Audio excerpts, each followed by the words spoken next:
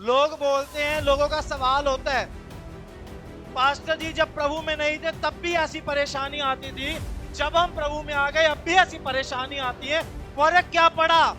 मैं बोलता हूँ फर्क ये पड़ा, पहले बचाने वाला छुड़ाने वाला कोई नहीं था, अब छुड़ाने वाला और बचाने वाला जिंदा खुदा आपकी जिंदगी में है, जिसने इस सारी दुनिया को बनाया है। वो आपको छुड़ाएगा, आपको बचाएगा, आपको आशीष देगा और आपको इसके बाद अनंत जीवन।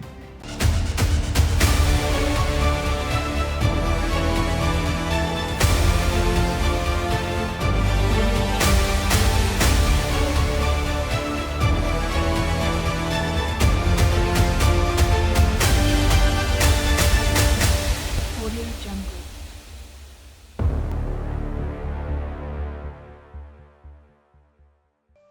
सबको जय मसीह की।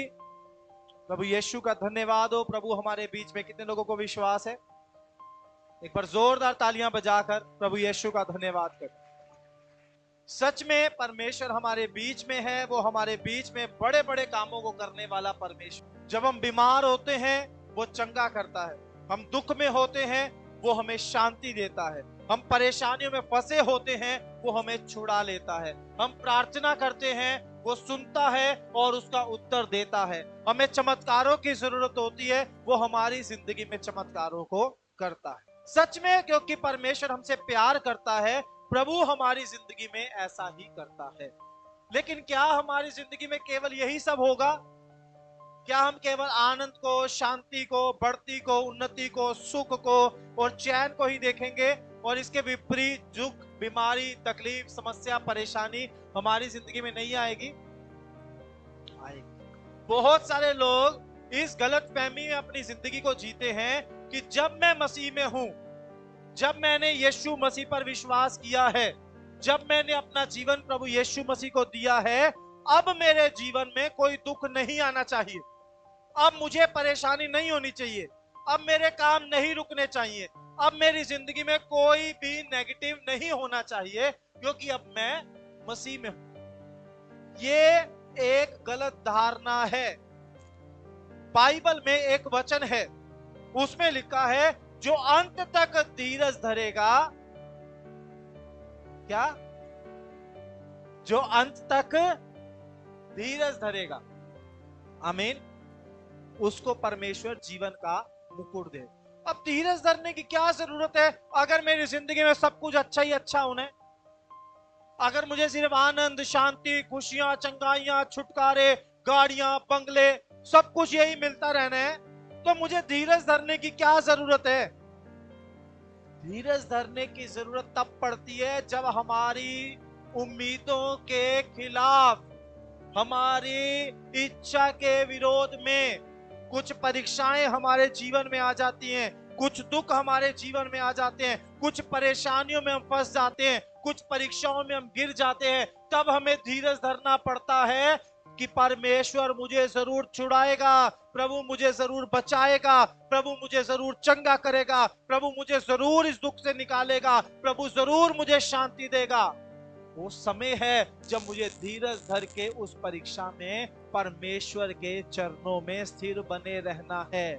बीते दिनों से मैं बहुत सारे ऐसे लोगों को सुन रहा हूं, मैं लोगों को देख रहा हूं जो थोड़ी सी परेशानी, थोड़ा सा दुख, थोड़ी सी बीमारी देखकर यीशु मसीह को छोड़कर चले गए या छोड़कर जाने की बात कर रहे हैं। ये मैं आपको अपने व्यक्तिगत रूप से मिले हुए लोगों के जीवन से बता रहा हूं। जब तक चंगाई मिलेगी क्या तब तक ही यीशु आपका प्रभु है? जब तक छुटकारा होगा क्या तब तक ही यीशु आपका प्रभु है? जब तक वो आशीष देता रहेगा क्या तब तक ही वो आपकी जिंदगी में उद्धार करता है? अरे मैं जीऊं या मरूं, मैं सुखी रहूं या दुखी रहूं, मैं बीमार रहूं, मैं चंगा रहूं, मेरा परमेश्वर यीशु है और मैं उसी के पीछे अपने जीवन में चलूंगा। इसको बोलते हैं विश्वास। और जो ऐसा विश्वास करता है उसकी जिंदगी में अगर दुख आ भी गया तो दुख बना नहीं रहेगा, क्योंकि परमेश्वर उसको निकाल लेगा। बीमारी आ भी गई तो वो बीमारी बनी नहीं रहेगी, यीशु मसीह उस बीमारी से चंगा करेगा।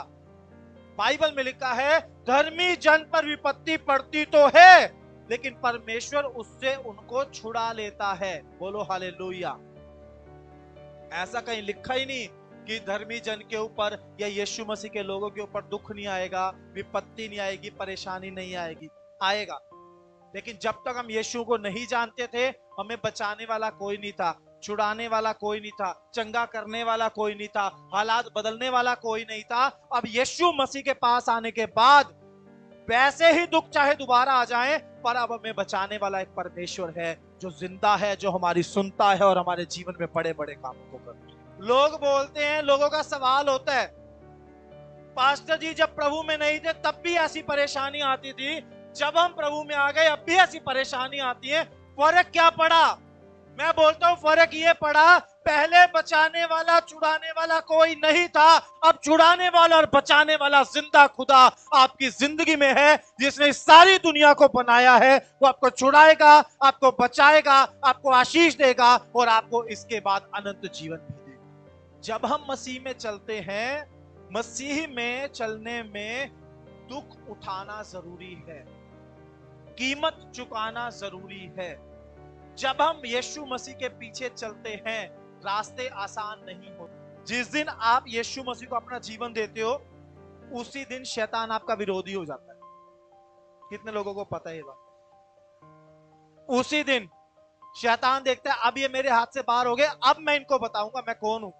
और शैतान क्या करता है? उसी दिन से बहुत सारी परेशानियां, बहुत सारी परीक्षाएं, बहुत सारे दुख, बहुत सारी समस्याओं को लाने के लिए तैयारी शुरू कर देता है। आप में से कई लोगों ने ऐसा देखा भी होगा, कई लोगों ने देखा होगा, जब उन्होंने नया नया अपना जीवन प्रभु को दिया, नए नए चर्च में आना शुरू हुए, नए नए प्रार्थना करना शुरू किया, नया नया आत्मिक युद्ध शुरू किया, पहली दूसरी बार उपवास रखा, तो उनके जीवन में ज्यादा दुख आए, ज्यादा परेशानी आई, ज्यादा समस्या आई। नोट किया आप लोगों ने?